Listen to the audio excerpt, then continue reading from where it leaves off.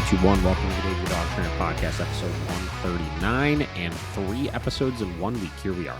Whew. Let's go. Josh just had to go get a massage a couple hours ago just to get himself ready for talking for another hour in 1 week. Yeah, that's exactly what it was. Now I'm just tired and like groggy. Yeah. I was talking to him. I'm very surprised. Like, this has been a lot of content to make on top of your normal stuff that you do all week. So you guys don't realize how hard coming up with something to talk about for like an hour per week is. Try coming up with something to talk about for 3 hours in 1 week. Yeah, it's a lot. It's insane. Yeah, your vocal cords all right over there? Vocal cords are just fine. Right. Yeah. You should be a singer. So the first 2 that we did that have come out already. So 137 is out. 138 will be coming out. They were kind of Q&A episodes, right? So we did some staff feedback on things. We shared some client successes. We reviewed a little hate video that came out about us. Talked about that a little bit. Yep. And man, I've been sitting around for the last couple hours thinking about what the hell are we going to talk about today. I was literally just sitting outside, just like going through my phone, looking up freaking blog posts. I was like, this, that. I was like, because I've pretty much exhausted my things from the week that I can talk about in the last 2 episodes. Yeah. So I was looking, and blog posts led me to certain books that I had, and then I'm looking at my bookshelf, and I had this book, Jan Fennell's The Dog Listener, and I've never picked up this book. I bought this book maybe 3 or 4 months ago because I think a listener on YouTube commented saying, you got to read this book. Okay. It's a good book, right? Yeah. I don't know who the person was that said it. I had never heard of the book before. I had never heard of Jan Fennell in general. Okay. Right? But this book has been sitting on my shelf, so I picked it up. I was like, I wonder if, obviously I've never read it before, so I didn't know exactly where to dive into. I was like, I wonder if this will make a good book to read. And I don't know why I was under the assumption, just by the looks of the book, that it was going to be like her life story and maybe some tips and tricks on dogs, but it was going to be more like Caesar's, the Dog Whisperer, his first book, which was kind of like a story of him, but sharing some client stories and stuff like that as well. Yeah. I started getting into this, and this is based on my 5 minutes of skimming through this book, this seems like a very well put together book going over her concepts of training, right? Which I could really appreciate. Yeah. And it's broken up really nicely into like, introductions to your dogs, right? Establishing leadership in your pack, working on separation anxiety, working on aggression. Yeah. It seems nicely bookmarked over the course of it just on its own. So what we're going to do is we're just going to spend some time going through this book. It's been a while since we've done one of these book readings on the podcast. If you guys go back to the first 10 episodes, because I had no idea how to do a fucking podcast, and my only exposure to them up until that point was Jocko Willink's podcast, where he would sit there and fucking read books to you. I was like, that's what I got to do. Yeah, we got to read books. So we went through and we read books, obviously. So we're going to do that today. I think it'll be fun. I don't got a whole lot to talk about. So what we're going to do is we're going to do a little learning together on Jan Fennell. And I read the first 3 pages of this chapter just earlier, just to make sure it was something I wanted to talk about and read, and it seems pretty cool, right? All right. So we're going to start at chapter 6 of this book. The book is called The Dog Listener. This book was published the first time in 2000. Right? Wow. Okay. Jan Fennell, I think she's British or something like that, if I'm not mistaken. She got a nice picture of her just in the mountains, in the fields. Looks like fucking The Sound of Music or something. It does, her kind and her of. dogs. Yeah. The sound of dogs. She seems to have a little bit of the, I think a lot of this first chapter here gets into comparing dogs to wolves and stuff, which Caesar does as well, which, we could sit here and debate all day of is that right? Is that wrong? There's people that have been like, it's been debunked or this or that. But we're going to read it, and we're just going to kind of talk about it as we go and see what we like and what we don't like about it. Cool. What do you think, Josh? I'm excited. I like the books. All right, guys. So we're starting at chapter 6 of The Dog Listener by Jan Fennell. This is the 10th anniversary edition. Yeah. Very cool. Real quick, what was the sport dog one that we did a long time ago? Do you remember that book? The sport dog one. It was about the hunting dogs. That's sitting right over there. It's an old-ass one. We're halfway through it because I still have my bookmarks right in the middle of it. It's literally sitting right there under those VHSs. Hunting dogs. Can you believe that I just said under those VHSs? Yeah. People are gonna be like, "What?" I have 2 fucking VHS tapes over there called like Canine Command or something, which was like a dog training series that came out whenever the fuck, like back when they made VHS still. That a client of mine like gifted to me. He's like, "Here, you can have these." Like, cool, I'll take them. I don't have a way to watch them right now, but yeah, for sure. Maybe one day I'll get a VHS player and we'll plug it into this fucking TV and watch them. That would be good. We should do that. I can get one off like Craigslist for $3. Oh, I'm sure. Yeah. But yeah, that How to Train Hunting Dogs, that was one of my favorites. Maybe we'll see. We might pick back up on some of these a little bit again. Yeah. All right, let's start getting into this. Okay. So chapter 6, establishing leadership of the pack. Listen, this is a skill everybody needs to know. How do I establish leadership of my pack of dogs? Let's see what Jan Fennell has to say about it. Clear the voice. Get my reading voice on. Get your Amazon all right. audiobook. No one could have a higher regard for the intelligence of the dog than me. There are still times when I seriously wonder whether they are wiser creatures than some of the humans with whom I come into contact. Even I have had to accept that one thing is beyond them. However, dogs are never going to learn our language. The bad news is that to communicate successfully with our dogs, it is up to us to learn their language. It is a task that requires an open mind and a respect for the dog. No one who regards a dog as their inferior will achieve anything. It must be respected at all times for what it is. The good news, however, is that whereas humans speak in a bewildering range of tongues and dialects, dogs share one universal language. It is a silent and extremely powerful language, yet at its heart are a simple set of principles that, with a few subtle variations, influence the way all dogs behave. To understand the principles of this language, we first have to understand the society within which all our dogs believe they are living. And the model for this community is the wolf pack. How's it sounding? I feel like I'm really channeling my inner audiobook voice right now. Yeah, it's good. I really want to make this entertaining for the people because nothing pisses me off more than when I'm listening to an audiobook and the narrator of it is just so boring. No, you're doing a great job. All right. The modern dog's appearance and lifestyle is, of course, far removed from that of its ancient ancestor. Centuries of evolution have not removed its basic instincts, however. The dog may have been taken out of the wolf pack, but the instincts of the wolf pack have not been taken out of the dog. 2 immensely powerful forces guide the life of a wolf pack. The first is its instinct for survival. The second is its instinct for reproduction. The means it has evolved to guarantee these ends is a hierarchical system as strict and successful as any in the animal world. Every wolf pack is made up of leaders and subordinates, and at the head of every pack's pecking order are the ultimate rulers, the alpha pair. As the strongest, healthiest, most intelligent, and most experienced members of the pack, it is the alpha pair's job to ensure its survival. As a result, they dominate and dictate everything that the pack does. Their status is maintained by consistent displays of authority. Underlining this, the alpha pair are the only members of the pack who breed. As humans, we have, of course, developed along different, what we would like to believe are more democratic lines. Yet sometimes I wonder whether it is we rather than the dogs who took the wrong turn. How much trust can we really place in our leaders? How many of us have even met them? Within the wolf pack, no such uncertainty exists. The alpha pair control and direct life within the pack, and the remainder of the pack accept that rule unfailingly. Each subordinate member is content to know its place and its function within this pecking order. Each lives happy in the knowledge that it has a vital role to play in the overall well-being of the pack. All right, guys.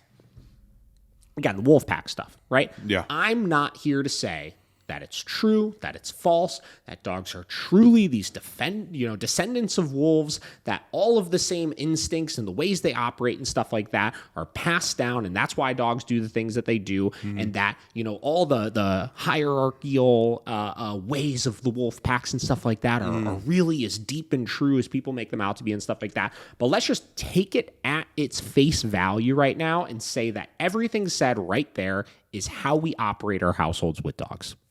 We have dogs that are subordinates to us. We dictate all of the things that they do. We obviously give them privileges, and that's not always this like dictatorship of you could never do anything that you want to do and all that kind of stuff. But we are ultimately the ones that are in control of making sure everything runs smoothly, and it's undeniable. Yeah. Right? Yep. All right, moving on. The hierarchy of the pack is constantly reinforced through the use of highly ritualized behavior. The ever-changing nature of pack life, in which alphas and their subordinates are frequently killed or replaced through age, makes this essential. As far as the wolf's modern-day descendants are concerned, however, 4 main rituals hold the key to the pack instinct which lives on within them. They are central to all that will follow. Okay, let's talk about that paragraph for a second here. How many people out there, I could just say I've known dozens of clients that have been in this situation before, who they themselves, as the owner of the dogs, are not in control of anything. They have a pack of 2 or 3 dogs, and when one starts to get older or one dies, fighting starts happening. You may have lived together peacefully and harmoniously with these dogs for 5, 6, 7, 8, 9, 10 years. But as one gets sick, weak, and older or dies, that hierarchy gets shifted. Again, another thing, I'm not saying it's 100% directly correlated and that's the way it works all the time, forever and ever. Yeah. But that is an undeniable thing that we have seen many, many, many times before. Yep. It is no surprise to discover the alpha pair are at their most dominant during hunting and feeding times. Food, after all, represents the pack's most fundamental need. Its very survival depends on it. As the strongest, most experienced, and intelligent members of the pack, the alpha pair take the lead during the search for new hunting grounds. When prey is spotted, they lead the chase and direct the kill. The alpha pair's status of the pack's key decision makers is never more in evidence than during this process. The wolf's prey can range from mice to buffalo, from elk to moose. A pack may spend hours stalking, cornering, and slaying its target, covering as far as 50 miles at a time. The organization of this operation requires a combination of determination, tactics, and management skills. It is the alpha pair's job to provide this leadership. It is the job of the subordinates to follow and provide support. When the kill has been made, the alpha pair gets absolute precedence when it comes to eating the carrion. The pack's survival depends on the remaining in peak physical condition, after all. Only when they are satisfied and signal their feed is over will the rest of the pack be permitted to eat, and then according to the strict pecking order, with the senior subordinates, feasting first and juniors last. Back at the camp, the pups and babysitters will be fed by the hunter's regurgitation of their food.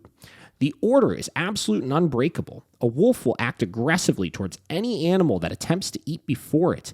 Even the fact that the pack contains its blood relatives will not stop the alpha attacking any animal that breaks with protocol and dares to jump the queue. The alpha pair repay the respect the pack bestows upon them with total responsibility for its welfare. Whenever danger threatens, it is once more the role of the alpha pair to protect the pack. This is the third situation in which the natural order of the pack is underlined. The alpha pair perform their leadership role unblinkingly and from the front. They will react to danger in one of 3 ways, selecting one of the 3 Fs: flight, freeze, or fight, and will run away, ignore the threat, or defend themselves. Whichever response the alpha pair select, the pack will again back up their leaders to the hilt. Okay, so let's talk about the feeding thing. This is where I would agree and disagree, right? Not that there's a whole lot to necessarily agree and disagree with, but there are some old school trainers that get really, really crazy over like you have to eat before your dog, right? Seriously, that's like a common old thing of like, you know, your dog eats after you kind of thing. Okay. Right? And I hear owners come in sometimes and tell me like, yeah, I make sure that my dog eats after me just so they see me as the alpha. That shit don't matter.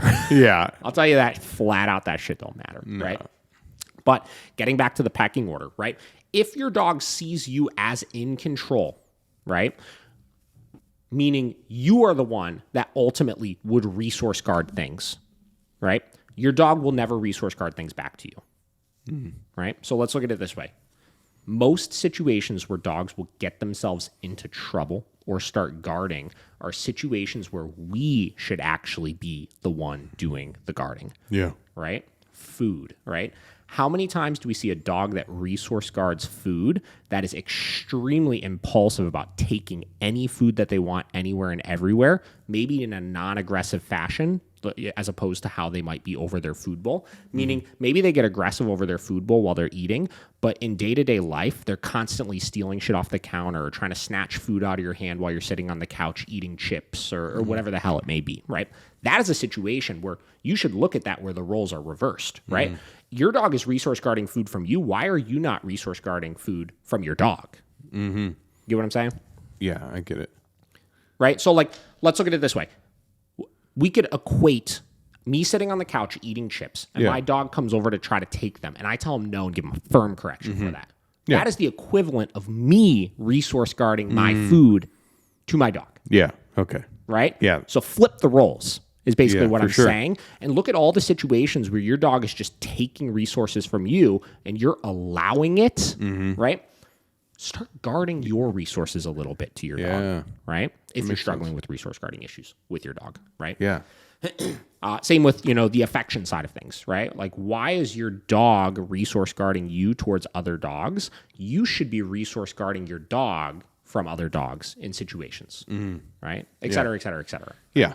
Flip the script. Flip the script a little bit. The fourth key ritual is performed whenever a pack is reunited after being apart. As the pack reassembles, the alpha pair remove any confusion by reasserting their dominance via clear signals to the rest of the pack. The pair have their own personal space, a comfort zone if you like, within which they operate. No other wolf is allowed to encroach into this space unless invited to do so. By rejecting or accepting the attention of other members who wish to enter their space, the alpha pair reestablishes their primacy in the pack without ever resorting to cruelty or violence. We may consider them to be pets, but our dogs still believe they are functioning members of a community that operates according to principles directly descended from the wolf pack. Whether its pack consists of itself and its owner, or a large family of humans and other animals, the dog believes it is part of the social grouping and a pecking order that must be adhered to at all times.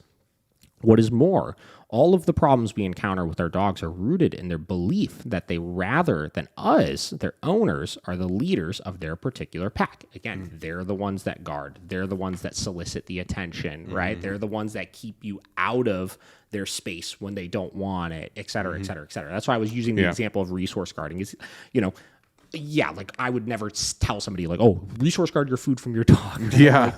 But if you really break it down and you want to look for these similarities of like, could this whole like wolf pack theory be actually accurate in the case of dogs? We could take many, many things we would do to have a healthy, balanced relationship with our dog and equate it into that. And it makes a lot of sense. Yeah. In our modern society, we keep dogs as eternal puppies, feeding them and caring for them so they never have to fend for themselves. This is why dogs should never be given the responsibility of being alpha of a pack, as they will simply be unable to cope with the decisions they face. The responsibility puts immense pressure on them and leads to the behavioral problems I so often witness. Again, we always talk about dogs can't handle the responsibilities that we put on them. Right? They're not intelligent enough to be able to handle that, which is why we need to handle it for them to alleviate a lot of the stress that causes behavioral issues. In the course of the last few years, the many dogs I have worked with have suffered symptoms ranging from biting to barking to bicycle chasing. Yet in each and every case, the root of the problem lay in the dog's misplaced belief about its place within the pack. So in each and every case, I've started the same way, by going through the process of Amichien bonding. I've never deviated once. It is absolutely fundamental. The bonding takes the form of 4 separate elements. Each correlates to the specific items I've identified. When the pack's hierarchy is established and underlined, on each occasion the dog is confronted with a question which we must answer on its behalf. Here's the 4 bullet points. When the pack reunites after separation, who is the boss now? When the pack is under attack or there is fear of danger, who is going to protect them? When the pack goes on a hunt, who is going to lead them? When the pack eats food, what order do they eat in? This is a holistic method of working. All 4 elements must take place in conjunction with each other, and they must be repeated constantly, day in, day out. The dog must, in effect, be blitzed with signals. It needs to learn that it is not its responsibility to look after its owner, what it is not its job to care for the house, that all it has to do is sit back and lead a comfortable and enjoyable life. It is a mantra that must be repeated over and over again. Only then will a dog get the message that it is no longer in charge. Only then will it be able to exercise the most powerful form of control, self-control. After this has been achieved, the task of tackling the specific problems of the individual dog becomes infinitely easier. So I'm very interested to see, obviously, how she breaks these down. That's obviously the next couple parts here. Perfect. It's interesting, right? Because this approach of the way she's looking at it, she's basically saying, let me take a look at just all the things you're doing already. Mm-hmm. And in most cases, training isn't about, get so focused on the commands, right? But in actuality, it's about how we're living with the dog 24/7, right? Yeah. How are we handling the walk? How are we handling the threats on the walk? Or is the dog the one handling the threats on the walk, which is leash reactivity, right? That's true. When you return after being separated, who is the boss now? Do all rules go out the window? Do you show the dog, oh my God, I couldn't handle being away from you, right? You show, we call it weakness in those situations. The pack goes on a hunt. I'm not sure what she's referring to with that one. Obviously, I'll be interested to see that. And then with the pack eating the food, I'm very curious to hear her opinions on that, because I'm curious if it falls into the, who eats first kind of mentality. Yeah. So we'll see what we get. That'd be interesting. All right, so here's the first one, reuniting the 5-minute rule. So before I even read this, I'm just going to throw out there the thing I always coach my clients on, which is when I come home, I have a pretty strict policy of generally 5 to 10 minutes of not interacting with the dogs, right? I've done this forever and ever. I always say I'm okay with my dogs being excited to see me, but by nurturing that excitement, you create this frantic obsession over you when you get home, where if you could just go 5 to 10 minutes of just ignoring your dog when you walk in the house, that doesn't mean like don't let them out of their crate. That means let them out, but ignore them. Take them out to go to the bathroom, but I'm not interacting with you. Go to the bathroom, and then I'm going to get my shit together. Yeah. Get myself something to drink, take my shoes off, take my coat off, stuff like that. If you could just do that one thing in like 2 to 4 weeks of implementing that consistently every single day, you're going to notice such an absolute massive change in how your dog acts and their overall self-confidence, confidence, and respect once you get home. So let's read it. The first requirement of Amichien bonding. I don't know what that word is. Amichien? Amichien. Oh, Dunno. Is to establish leadership during day-to-day life at home. To do this involves tackling those moments when the dog and its owners are reunited after a separation. Most people imagine these reunions happen on a handful of occasions each day when they go out to work or to the shops, for instance. In fact, the act of separation occurs on countless occasions every day.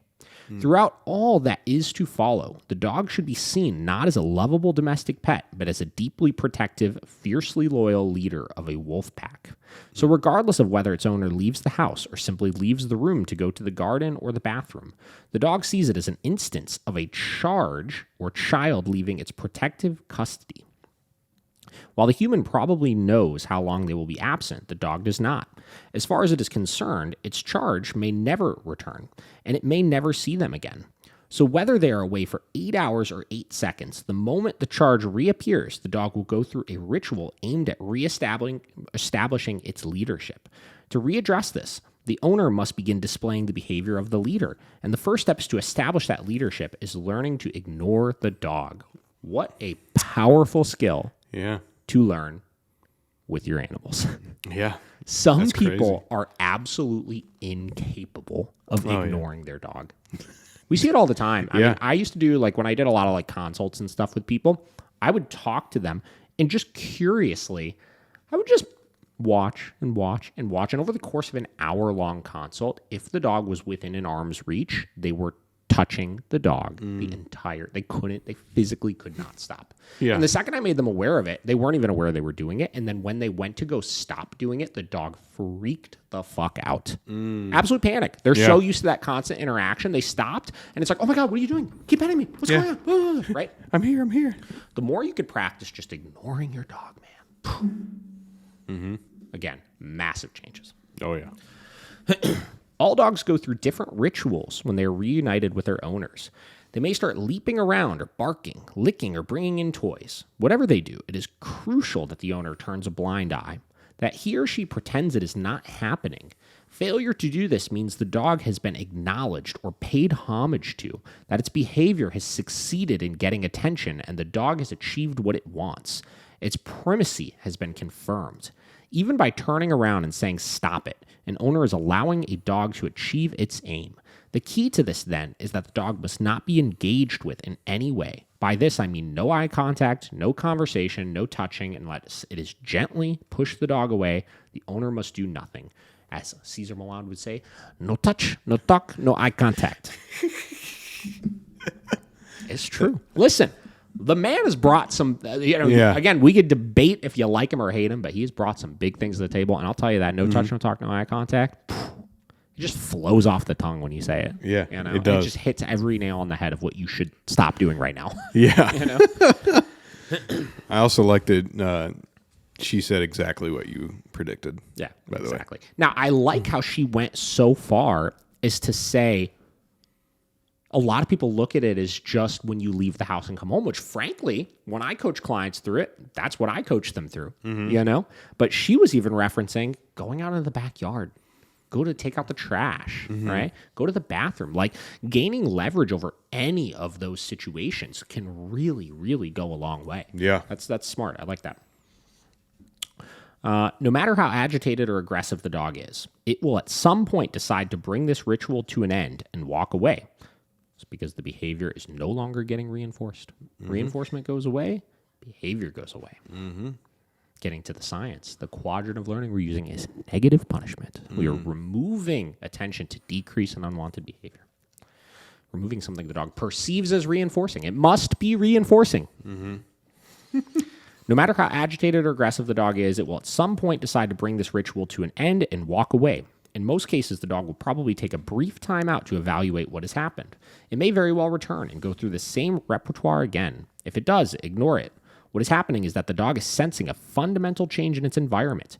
Each time it returns, it does so trying to spot a chink in the aspiring new leader's armor. I have seen dogs go through the same ritual a dozen times before giving up. Each time the performance becomes more and more muted. By the end, their bark may be barely audible. The key thing to remember is that nothing can happen until this repertoire is over. Any attempt to get the dog to cooperate with you before then will be futile. The dog will signal that its resistance is over by relaxing or walking off somewhere and laying down. It is the first indication owners get that the dog is seeing them and their relationship in a new light. The dog's deferral reflects a new respect for the owner's space. The process is far from over, but an important breakthrough has been made. I talk a lot about it's these springs, man. Sorry, that one guy's going to be mad at us now. Yeah, he's like, quit fucking with the microphone. Don't touch the microphone. Sorry. I talk a lot about like when we're dealing with like serious behavioral modification cases, aggression, anxiety, things like that. You have to make drastic changes where starting now, like let's say right now you're like, I'm starting a behavioral modification program. It's not going to be this slow process where the dog just like unknowingly alters its behavior into something good, right? Yeah. You need to make dramatic changes. And something like this is a dramatic fucking change that you can make that immediately, like she was saying, the dog will be like, what the hell is going on? Yeah. And if you commit to it and don't fall for the little, again, looking for the chinks in the armor, like she said, man, once your dog finally kind of gives up on that, holy shit, is that massive. Yeah. Yeah. Where am I at? Here we go. The important thing now is that nothing happens for at least 5 minutes. The dog can be given more time if preferred, but under no circumstances should anything else be attempted during those 5 minutes have elapsed. I call it timeout. During this time, the owner should just carry on with their normal routine. Some get impatient, so I tell them if they could think of nothing else, they should pop into the kitchen and make a cup of tea or coffee, as that usually eats up the time. The object of this break is to allow the silent process of deposing the dog to begin. What the owner is inviting the dog to do during this time is to dwell on what has just happened. It has been given space to realize two things have occurred. Firstly, its ritual has failed to achieve any sort of response. And secondly, something has changed within its relationship with its fellow pack member. There has been a subtle shift in the pecking order. Some dogs are quicker on the uptake than others. In some instances, it may take less time. In other cases, it may take longer. In my experience, however, 5 minutes is generally long enough for this assimilation to take place. If during that time a dog comes to its owner uninvited, it must be ignored. Even if it comes to sit in the owner's lap, it must be ejected without a word. The dog must not be allowed to demand anything anymore. It can, of course, be a challenge, particularly with big physical dogs, but an owner must be steadfast. If an owner is standing and the dog comes at their body, they must block it with the body and turn away from the dog. If a dog jumps up, putting its front legs onto the owner's lap, the owner must silently put a hand on the dog's chest and push them down gently. The owner must not shove or say anything. I cannot emphasize this point enough. Even saying "go away" ensures the dog has got its way and has been acknowledged. Once the 5 minutes have elapsed, the job of engaging with the dog can begin. And it is by engaging with it in a specific way that an owner will be able to underline the message that a new leadership has been established.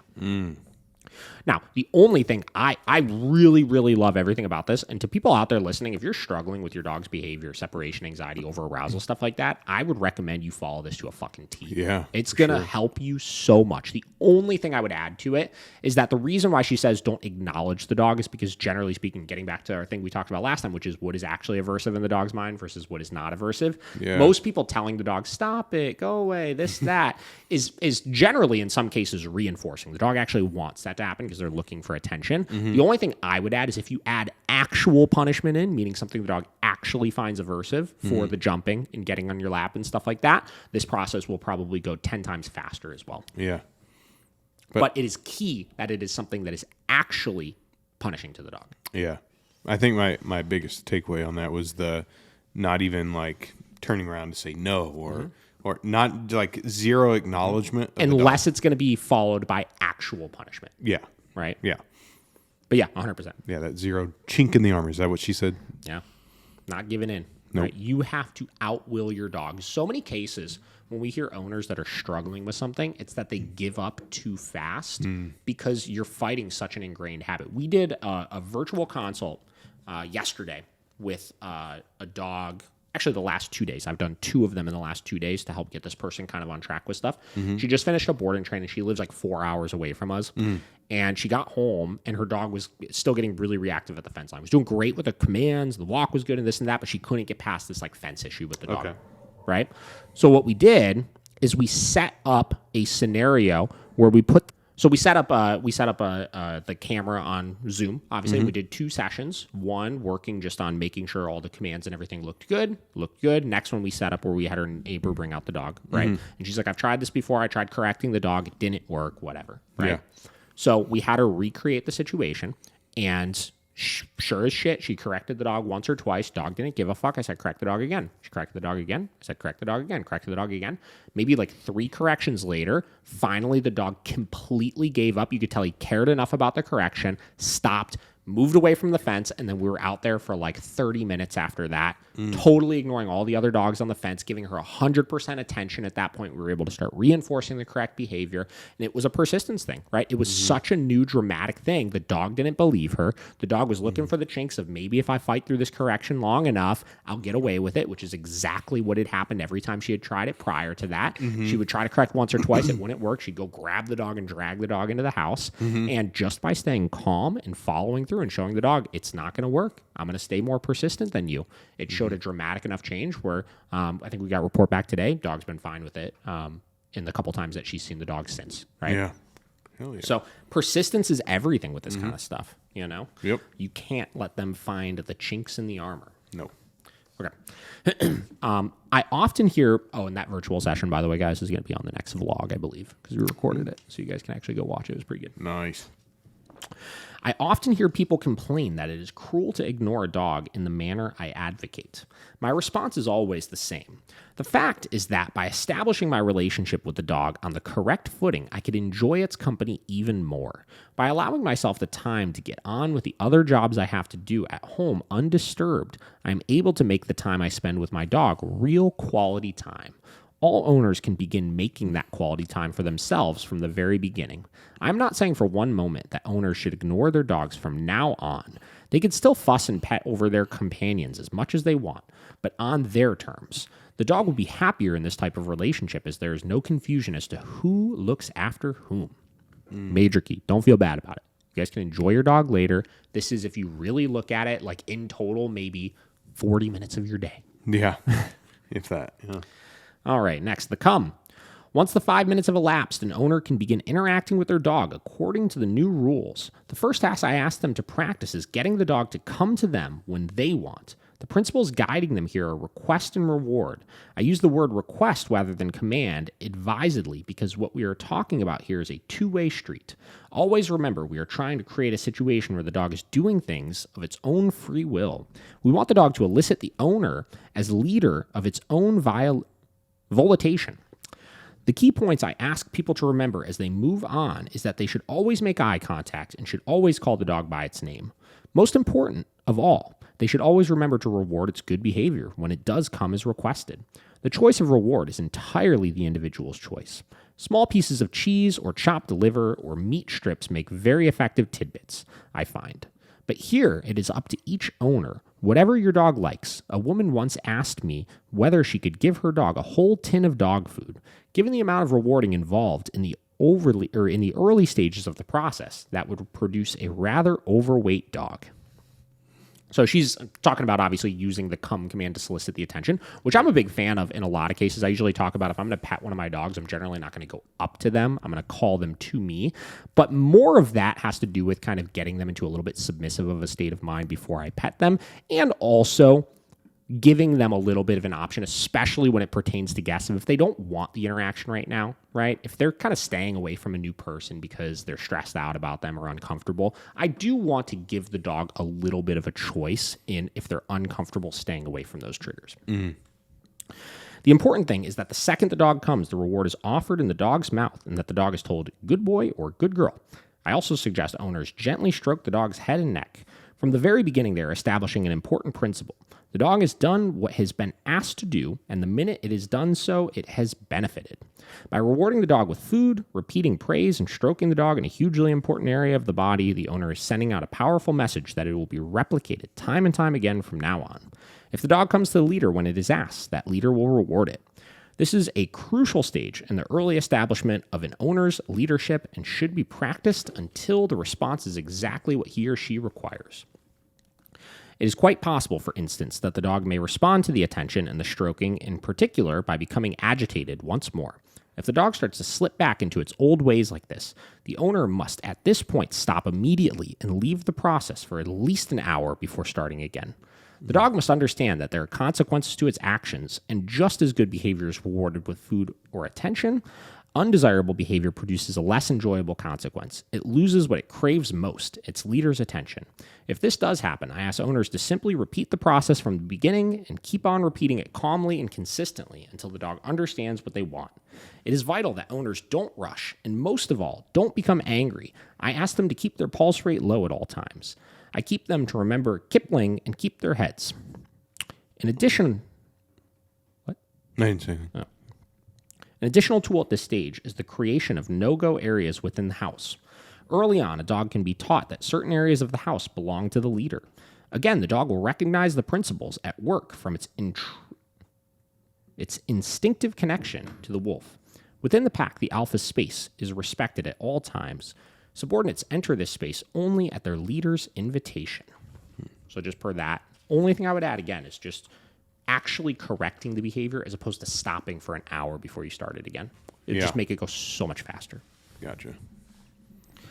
Hopefully a dog should respond immediately to the new system. If it does, the owner simply needs to spend the next few days going through the same process again, beginning and ending it in the same way. As they progress, they should notice the dog beginning to respond to the call of its name without rushing. This is a good indicator that they are approaching their goal. I liken the behavior of a dog who has grasped my method to that of a well-behaved child responding to the authority of a school teacher. Asked its name in class, a child will acknowledge the teacher, then wait to be given its task. I want the dog to behave in precisely the same way. I want it to stand or sit there. Acknowledge its owner with eye contact, and then await their request, whatever it may be. Dogs have lots of wonderful qualities, but they are not, to my knowledge anyway, mind readers. They do not know what we want of them. By laying down the groundwork, by establishing leadership in this way, owners are paving the way for a new relationship. From now on, the dog will no longer have to guess what its owner wants. It is ready to listen and cooperate with its owner's request. It is also ready to relax and enjoy life.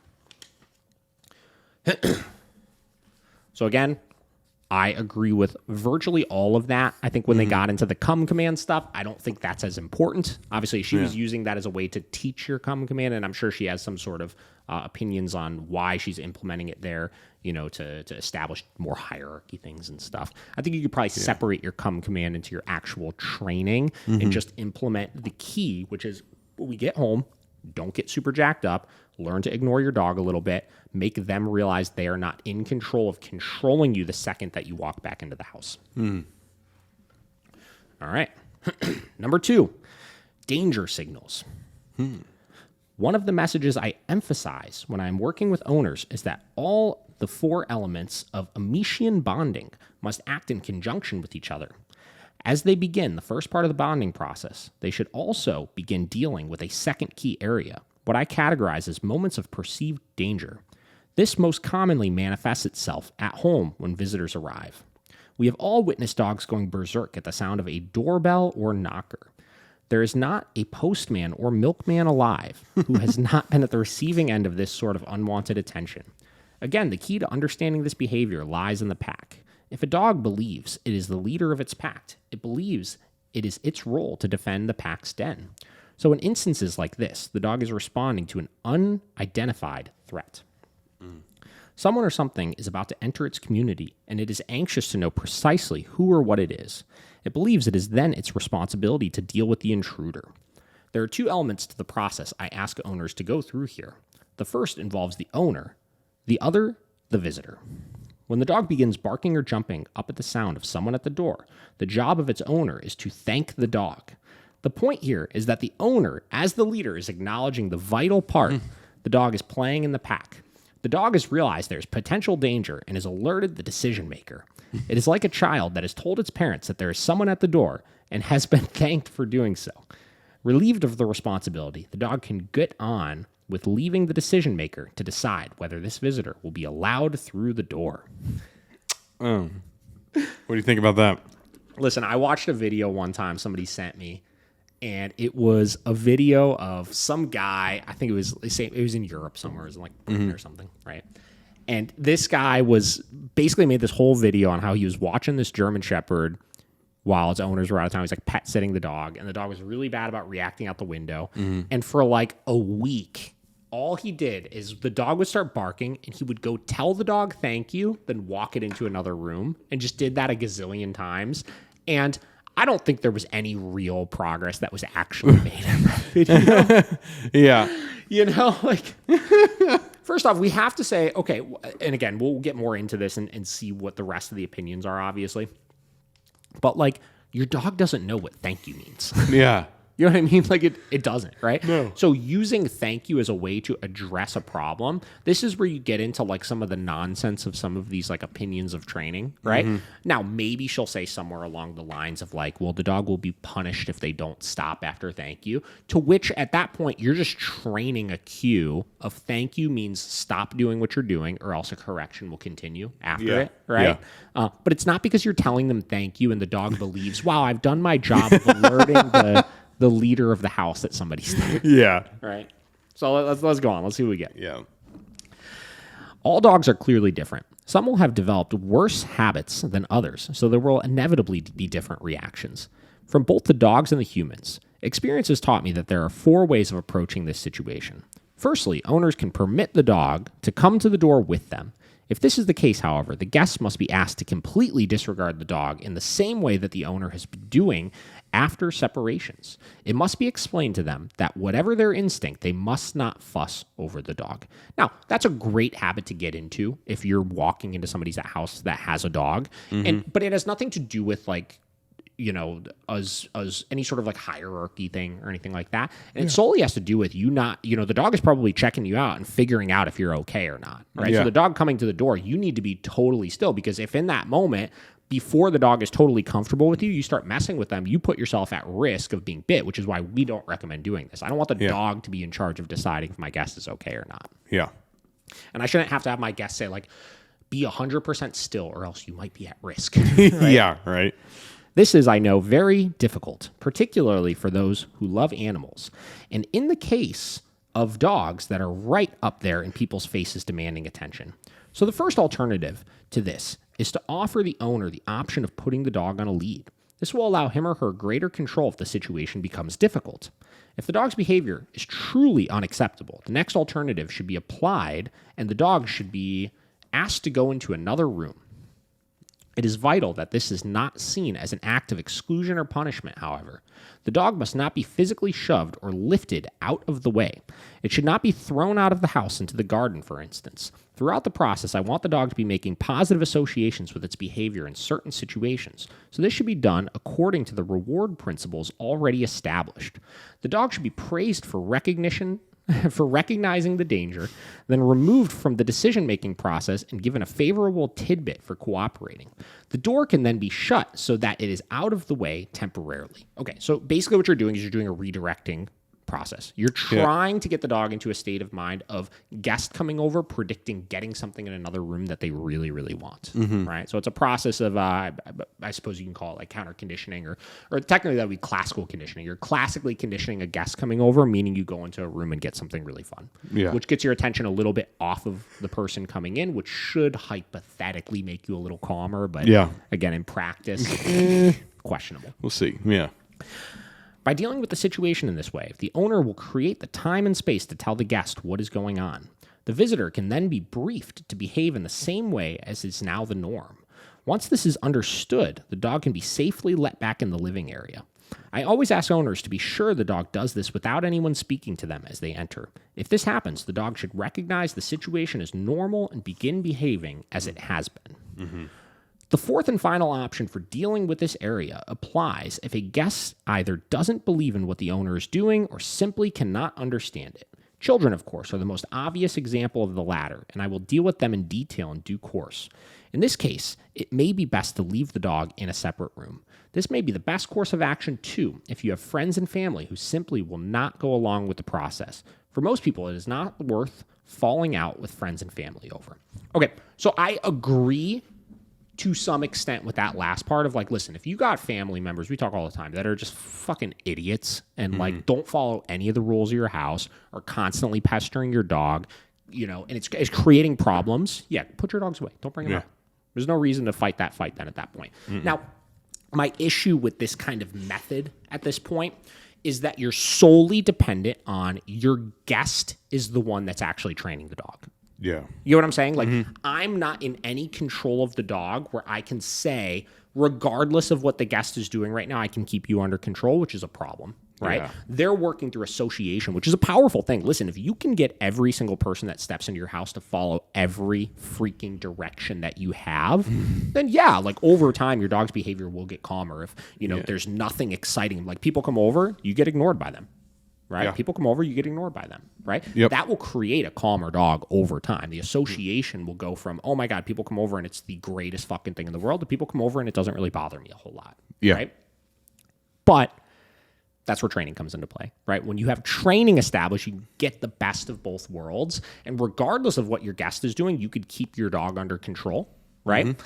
And then once you go to release them, you could then work on a little bit of the association side of things through holding your dog to a high standard of, hey, whatever they're doing, you have to behave in this way, but you also can coach your guests on like more appropriate behavior around them, but you're not contingent on them like potentially doing something wrong and screwing up all your training. Yeah. All right. In many ways, learning Amichien bonding is comparable to learning to drive a car. In time, the fundamental routines will become second nature. It will only be in challenging situations that owners will even need to think about the practices they are applying. For the most part, the knowledge will be stored away in the subconscious, a useful new skill that will add enormously to the enjoyment of the dog lover's life. No one, however, is allowed to drive the car without being shown where to find and how to operate basic controls such as the brakes, clutch, and accelerator. The next stage, an owner will, however, move on to is walking the dog. Before he or she is able to move out into the wider world, the owner must learn the basic skills required to exercise control in that world. As in all dog training regimens, these controls are the ability to get a dog to come to its owner, to walk at its owner's side, to sit, and to stay. There is, the old saying goes, no place like home. And when it comes to laying down the foundation stones of my method, this is certainly the case. I passionately believe there's no place like the dog's own environment to begin building the relationship established by Amichien bonding. So I ask that owners allow a fortnight, at least, to bring all the elements of my method together. Of course, the process of getting the dog to come at its owner's request has already begun during the bonding work. That follows the 5-minute rule. At this early stage, the dog has begun to realize that certain behavior is rewarded by food while other behavior is not. It quickly chooses the behavior that benefits it the most. This principle will remain central to every element of training at every stage. As they move on, the first thing I recommend owners do is to teach the dog to sit. It is, for most ordinary dog owners, the most important means of getting a dog to exercise its right to freeze. It is a useful and at times vital control to have available. In certain dangerous situations, it could save a dog's life. Central to everything I do is the idea that dogs begin making choices of their free will. At every turn, I want to make positive associations with certain behavior. I want them to recognize the situations where they know there is something in it for them, that instinctively they will be rewarded if they do the right thing. As I have already said, there is no more powerful tool in this respect than food. To teach a dog to sit, I ask the owner to first call their dog to them, then to bring a morsel of food up to the dog, almost touching its nose, then draw the morsel over the dog's head. As the dog instinctively arches its head back to follow the smell, so its body will tip back naturally as well. As this happens, the dog's bottom should touch the ground. As it does so, the tidbit should be popped in the dog's mouth, instantly accompanied by a verbal confirmation, the word sit. The signal is clear. The dog's action is good, and it is being rewarded. Yes. You start calling treats tidbits. Tidbit of food. Mm-hmm. Wrong order of operations. Yeah. You can lure the dog, obviously, but the sit cue... Okay, guys, conditioning, again, classical conditioning.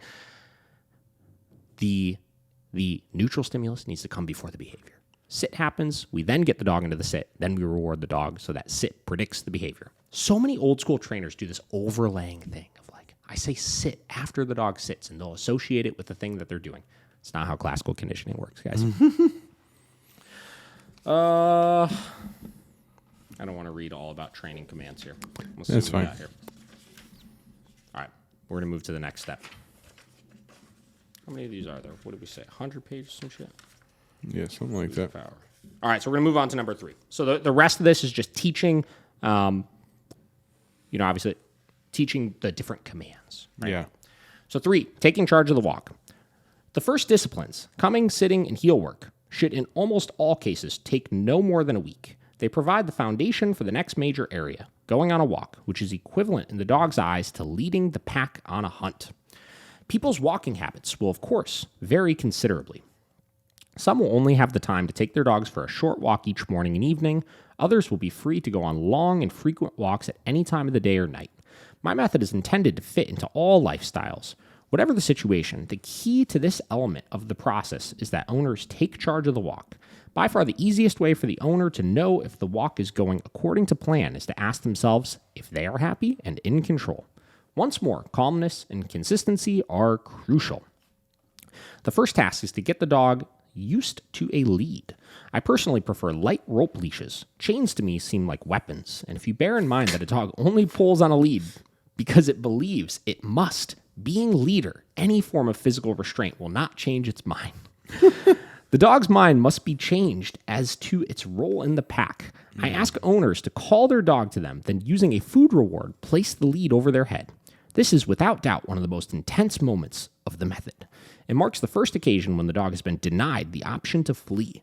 It is also the first time the owner has placed an object around the immensely important head, neck, and shoulder area of the animal. If the dog shows any anxiety about this, make the association with the lead a positive one using a food reward. Once it has accepted the lead, the dog's belief in the owner's leadership will deepen yet further. It is, of course, hardly surprising that all dogs become excited at the prospect of heading off into the big wide world. To them, they are heading off on the hunt, the most elemental activity of all. The adrenaline rush they experience is welcome. It is the owner's job, however, to keep the dog's enthusiasm steady. It is an important test of leadership. When the dog has accepted the lead, I ask the owner to get it, come to the heel, again using a food reward if necessary. If the dog attempts to pull away, I instruct owners to stand still. The dog is being demonstrated the consequence of this action. The owner should then go back to the beginning and ask the dog to come to heel once more. Once the dog has came to the owner's side, it is time to move off. Again, any sign of pulling on the line must result in the lean being relaxed and the walk suspended. The crucial message that has got to be put across now is that the dog must remain close to and not in front of the owner, but at their heel. Any deviation results in a return to the den. This principle is never more important than at the next crucial stage, as the owner goes out of the front door. To the dog, this is a portal into another world, an exit from the den, and a home to a million potential threats. It is absolutely vital that the owner goes through the door first. This signifies that he or she is the leader, and that he or she is performing the job of making sure the coast is clear. Again, this is an immensely powerful signal. If the dog somehow forces itself out first, then it is back to the beginning again. Again, this is where you get back to some... See, this is the problem with some of this, like, I always call it like the holistic dog training approach, which is like the dogs are pack animals, and everything they do is because of some sort of deep-seated, like, pack mentality and stuff like that. Like, guys, there's just some dogs out there that are just really fucking neurotic, and you could stand there all day long and not move and restrain them with the leash, and they're going to keep pulling every time you take a step forward. It's just going to happen. Like, and in many cases, it's not that it won't work, because I'm sure if you had 8 hours, right? If for 8 hours I took a neurotic, fucking crazy all over the place dog and I implemented this method, right? At 8 hours, the dog is probably going to get pretty bored and stop rehearsing it. Right? The problem is nobody has the time to be able to stay consistent enough with routines like this in order to actually see the result they're looking for. And in all of these cases, these trainers will make it sound like it's just the dog is respecting you and they're seeing you as the leader, which is why they're stopping the behavior. But again, scientifically, we know we're using negative punishment to stop behaviors, right? We're restricting something the dog wants and then giving it to them when they're behaving properly. And this gets back to the whole force-free debate, which is like that approach in theory should work really well, but in practice is not as effective as we want it to be. It's not quick enough. For some dogs, they can't make that correlation fast enough, and the exterior motivations around them are too strong that pulling towards them constantly is always achieving some sort of reinforcement to their behavior. You know what I mean? So that's my issue, right? And that's why we get into, like, as training has evolved, like, this book's obviously 23 years old, right? So I'm sure I like some of what she's saying. And like I said, it's not wrong. But like as training's evolved, we've solved these problems by having a deeper understanding of how learning works, by having different tools at our disposal to be able to get these points across and to be able to achieve what it is we want. Like all these places where, she's talking about whatever, using negative punishment, restricting access to stuff, things like that. If instead of using negative punishment, we just use positive punishment in those situations and we make sure our motivation is stronger, you're going to see more rapid results. And then you could follow all these things she's saying like to a T and you're going to get fantastic results out of it. You know what I mean?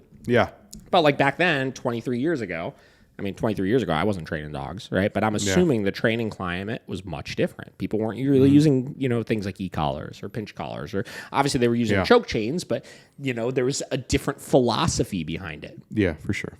So that's kind of the issue with a lot of this kind of stuff, you know? So I don't know. I mean, Let's see what we got here. I think you're pretty.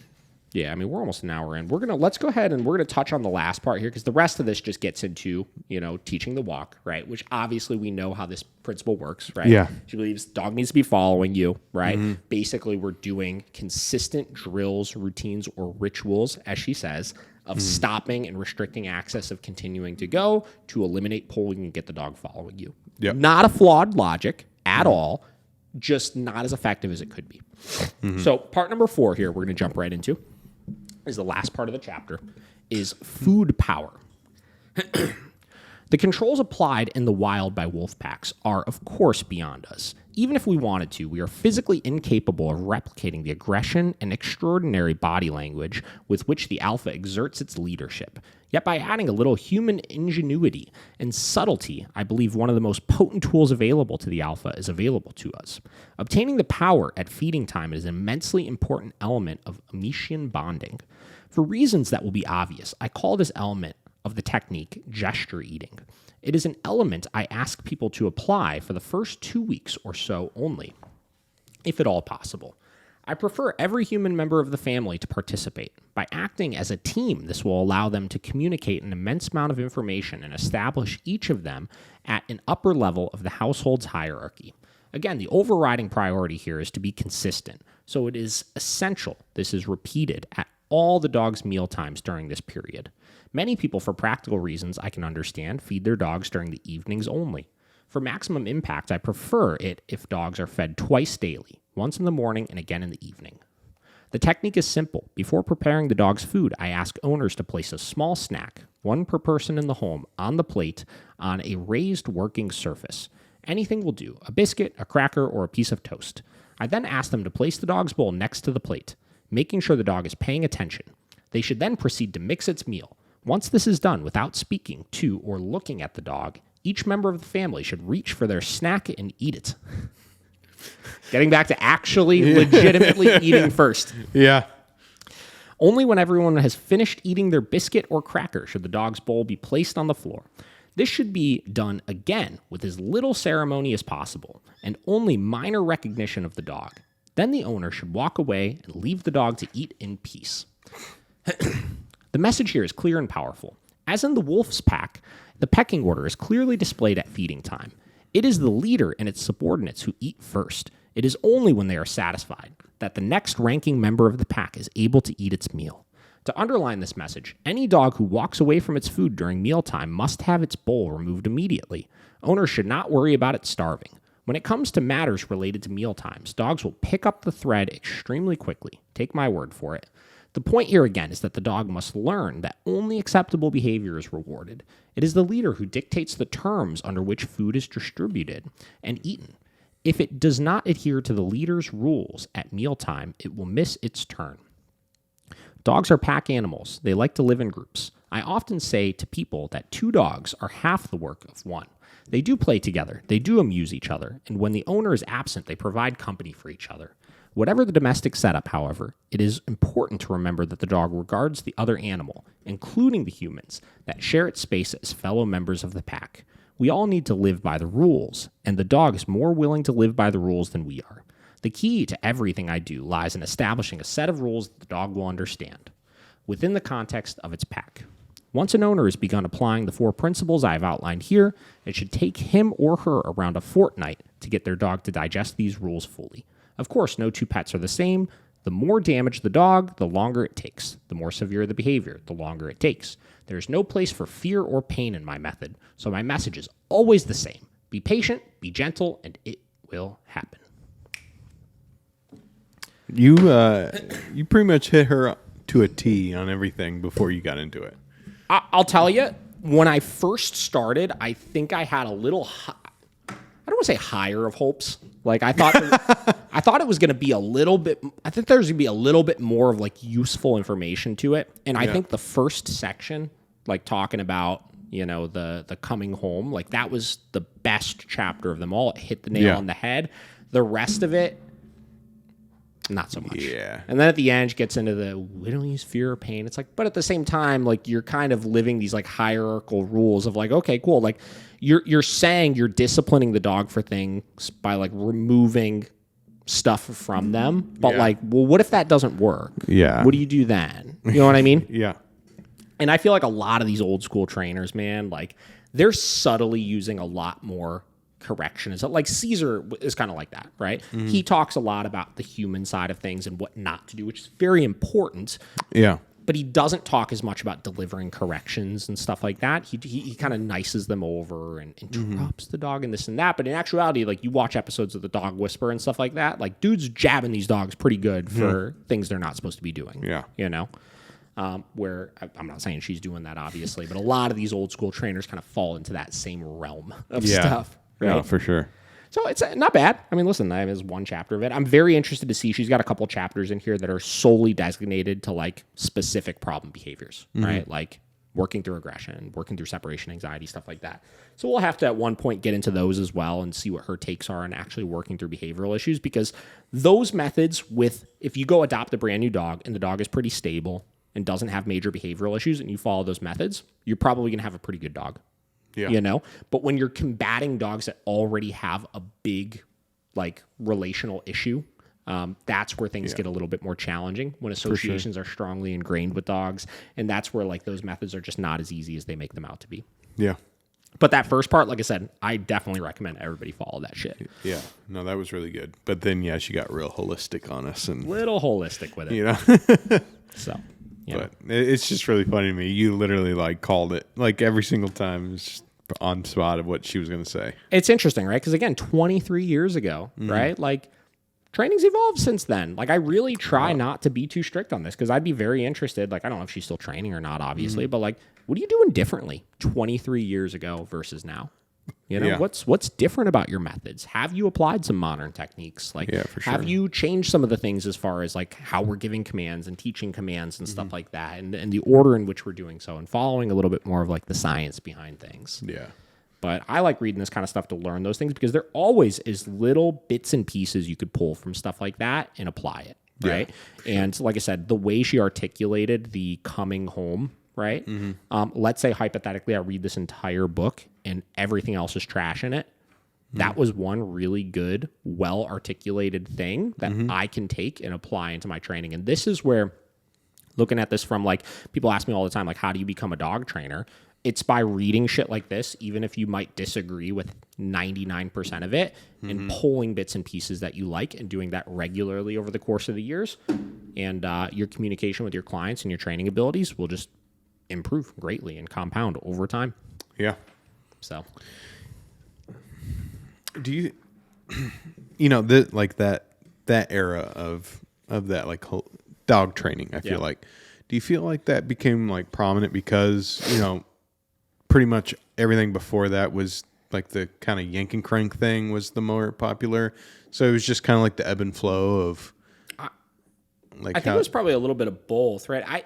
I think people like her and Caesar, like there is undeniably people out there that are just good with animals. You know what I mean? Yeah. Like I've met people before that I just like look at them and I'm like, your dog's not really trained from like the standard in which I would call trained, but like you have a very well-behaved dog, you know? And you communicate with them in a way that they actually understand, and you hold them accountable for things, and you provide a good life for them. And you know what I mean? And it's like, it's not the way I would want to live with my dog necessarily, but it's good. You know, it's very good. Like you have just like a knack, right? And I think people like her, like I'm just assuming just based on this picture, she lives somewhere, whatever, she's got all land and always out in nature with her dogs and stuff. And like when you're living this natural life with your dogs, like away from the cities and away from all the congestion and like the day-to-day bustle and the 9 to 5, like all this bullshit, you know what I mean? Like you could live a really holistic life with your dogs. Yeah. And I always tell people we should be striving for more of that. Like the more we can get our dogs to that, generally the more balanced and well-behaved they'll be. But as trainers, especially modern day trainers, I think like we just live in a different world. Yeah. You know what I mean? Like if you live in, I use the example like downtown Manhattan or even like Cleveland. Cleveland's a big city, right?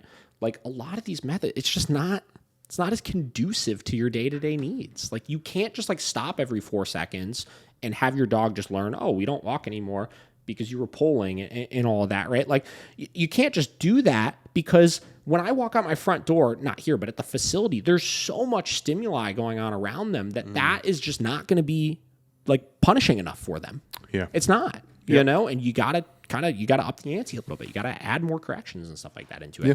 So I just think they're just living different lives. Yeah. And they're naturally just good with dogs, and they're trying to solve the problem that their clients are coming in with by teaching their clients to be more like them, which is good, and that's important. But those people that have that natural instinct, it's very difficult to get an average owner, especially one that's really struggling with their dog, to just evolve into that. It's true. So we kind of try to find the best of both worlds. Like, let's try to get you to like meet me halfway with this, and then we'll get the dog to meet us the other half of the way. Yep. So sounds good. All right, guys, we're going to go. Hour and 10 minutes. Not bad. Yeah. You guys are going to have entertainment for while I'm gone, and we will have a new episode up for you guys in like, or new filmed episode in like 2.5 weeks. Yep. All right, guys. We'll catch you next time. Yeah. Also, if you like the books, let us know. Yeah. You know? Maybe we'll keep doing it. Yeah. All right. See you.